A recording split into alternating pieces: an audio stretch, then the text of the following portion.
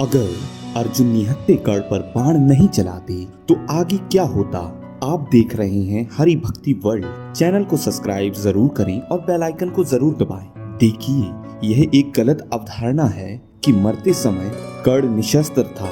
यह समझने वाली बात है कि अगर अर्जुन जैसा धनुर्धर सामने से आक्रमण कर रहा है और जीवन और मृत्यु का प्रश्न हो तो ऐसे समय में कोई भी योद्धा क्या करेगा। वो अपना बचाव करते हुए प्रति आक्रमण करेगा या फिर अपने शस्त्र रखकर भूमि में धंसे अपने रथ के पहिए को अपने हाथों से निकालने की मूर्खता। कर्ण पहली बार युद्ध नहीं कर रहा था, वो एक बहुत अनुभवी और कुशल योद्धा था। ऐसी मूर्खता वो कभी नहीं कर सकता।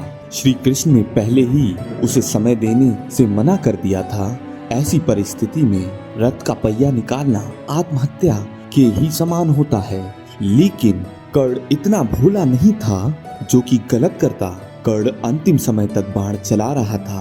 वो कभी भी निशस्त्र नहीं था। उसने ब्रह्मास्त्र तक चलाया था और वो कहीं से भी असहाय नहीं लग रहा था।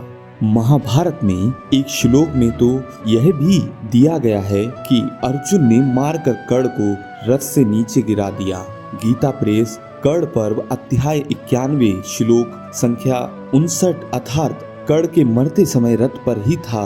यह उचित भी लगता है क्योंकि कर्ण का रथ केवल भूमि में फंसा था, टूटा नहीं था। रथ चल नहीं सकता था, लेकिन रथ के ऊपर से युद्ध करने में जो सुविधा या सुरक्षा मिलती है वो तो उस समय मिल ही रही थी। महाभारत में यह भी दिया गया है कि अंतिम में कर्ण पर बाण चलाने से पहले अर्जुन ने उसके ध्वज पर बाण चलाया था। कर्ण जैसे योद्धा के लिए तो सावधान होने के लिए उतना समय पर्याप्त था। कर्ण के पर्व के आरंभ में जब संजय धृतराष्ट्र को कर्ण के मरने की सूचना दे रहा था तो वह अर्जुन के द्वारा किसी कपट की बात नहीं करता है। इससे भी स्पष्ट होता है कि कर्ण मरते समय निशस्त्र नहीं था। यहाँ पर भी विचारणीय यह है कि आखिर कर्ण के रथ का पहिया भूमि में धंसा ही क्यों। महाभारत में तो भूमि के दिए श्राप की बात आती है जो कि एक प्रक्षेप ही लगता है। महाभारत में ही कर्ण का रथ भूमि में धंसने वाले प्रसंग में एक श्लोक में अर्जुन के बाणों से कर्ण के सारथी और घोड़ों के विचलित होने की बात आती है। गीता प्रेस कर्ण पर्व अध्याय 90 श्लोक संख्या 87 स्पष्ट संकेत मिलता है कि उस स्थिति में अनियंत्रित होकर रथ कीचड़ में जा सकता था। लेकिन अर्जुन की उपलब्धि को यहाँ भूमि का श्राप बता दिया गया है।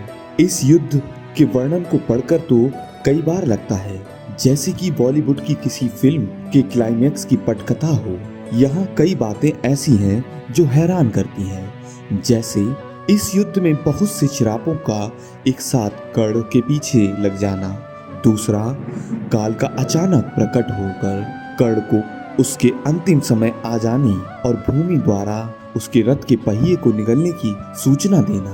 तीसरा, कर्ण जैसे बलवान व्यक्ति के द्वारा पूरी शक्ति लगाने के बाद भी कर्ण का पहिया न निकल पाना। चौथा, भूमि पर खड़े होकर कर्ण का भूमि को ही उठा लेना भौतिक विज्ञान के नियमों के विरुद्ध।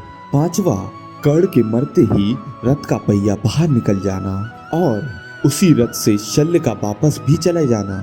छठवा, शल्य के द्वारा दुर्योधन को कर्ण की मृत्यु की सूचना देते समय रथ भूमि में धंसने या अर्जुन द्वारा किसी छल की बात ना कहना, जबकि यह बहुत बड़ी बात थी। सातवां, संजय का धृतराष्ट्र को कर्ण की मृत्यु की सूचना देते समय भी अर्जुन के द्वारा किसी छल की बात ना कहना। अगर किसी श्राप के कारण या संयोगवश भी कर्ण का रथ फंस गया था तो उस समय देना कहीं भी उचित नहीं था। किसी ने किसी को कोई समय नहीं दिया।